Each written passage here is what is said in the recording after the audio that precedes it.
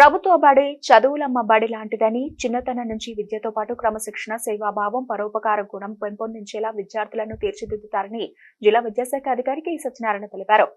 Reliable trust ఆధ్వర్యంలో యాదాద్రి భువనగిరి జిల్లా సంస్థ నారాయణపురంలోని జెడ్పీ బాలుర బాలికల ఉన్నత పాఠశాలలో 340 మంది విద్యార్థులకు 3.50 లక్షల రూపాయల విలువైన స్టూడెంట్ కిట్స్ ను రిలయబుల్ ట్రస్ట్ మేనేజింగ్ ట్రస్టీ తుపాకుల రవితో కలిసి ఆయన బుధవారం పంపిణీ చేసి మాట్లాడారు.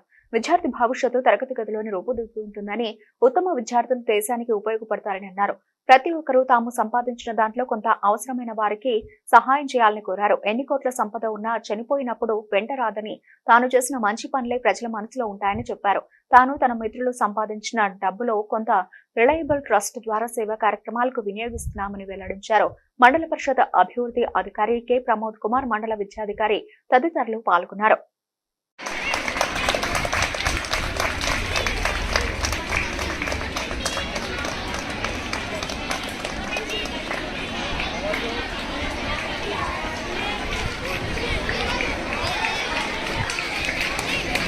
సార పటీర మరాల మల్లికాహార తుషార పేన రజిత చలకాశ పనీష కుంద మందార సుధాపయోధి సిత తామర సమరవాహిని శుభకారత.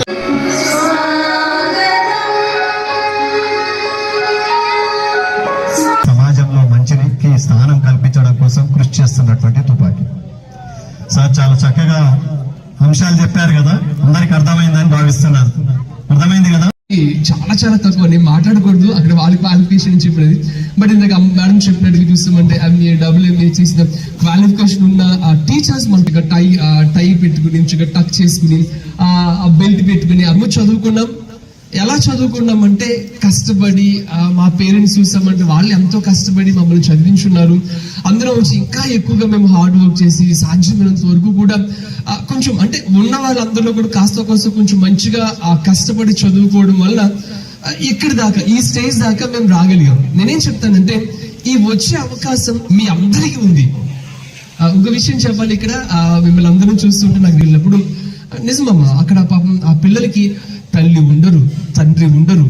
వాళ్ళందరూ కూడా చూసామంటే దగ్గర 70 మంది 80 మంది 100 మంది పిల్లలు చూసామంటే అక్కడే ఉండే అదే బిల్డింగ్ లో ఆ పక్కన ఉన్న ఆ పాప ఏదని బాధ కూడా కాదు, అందరికీ తెలిసింది. మనం సంపాదించుకున్న దాంట్లో ఏం తీసుకెళ్లిపోతాం?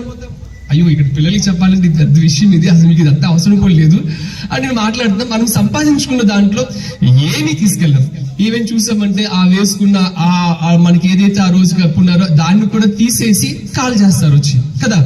సో ఏం దాంట్లో నీకు సరిపడా నీ పిల్లలకి సరిపడా నువ్వు ఉంచుకుని మిగిలింది సాధ్యమైనంత వరకు కూడా సహాయం చేయి. అందరికి తెలిసిందే కదండి, మనం వేరే వాళ్ళు ఎవరికైనా మనం దానం చేసింది అది మనకి అక్కడ పైన కౌంట్ అవుతూ ఉంటుంది. మనం ఎంతైతే దానం చేస్తున్నాం, ఏదైతే ఇస్తున్నాం అది మనకి అక్కడ ఉంటుంది. మనం ఇక్కడ ఎంతైతే దాచుకున్నామో అది మనం దాచుకుని కొన్ని సందర్భాలు అనుకుంటాం వచ్చి, ఓకే ఇది నా పిల్లలకు ఉపయోగపడుతుంది, వాళ్ళకి ఉపయోగపడుతుంది అని చెప్పి.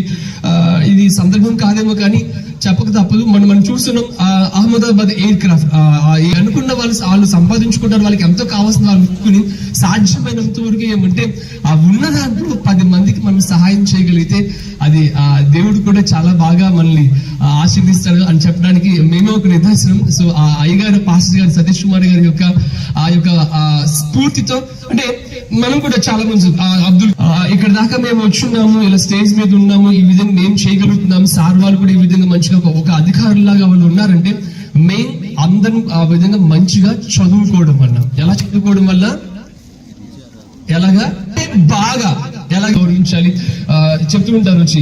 మనం అవకాశం లేకపోతే ఎవరికి సహాయం చేయకపోయినా పర్వాలేదు, కానీ ఎవరికి హాని మాత్రం కీడు మాత్రం చేయకూడదు. ఓకేనా? నేను మీ అందరి కోసం దేవుని ప్రార్థిస్తాను, మంచిది మీరు అందరూ చదువుకోవాలని చెప్పి దేవుడు మిమ్మల్ని మంచిగా చూడాలి.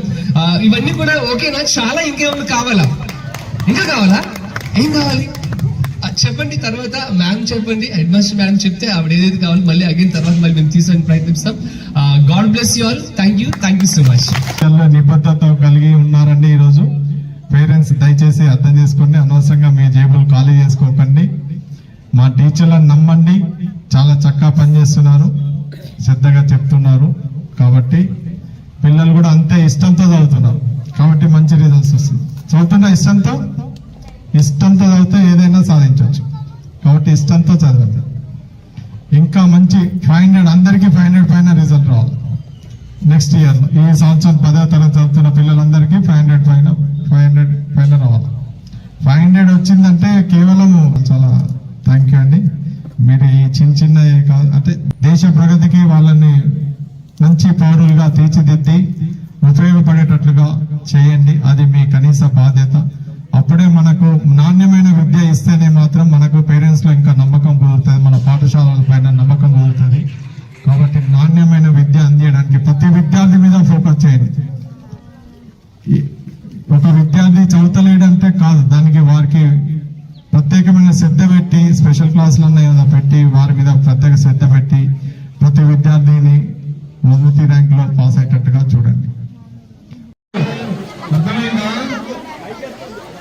ఫోటో సెషన్ కోసం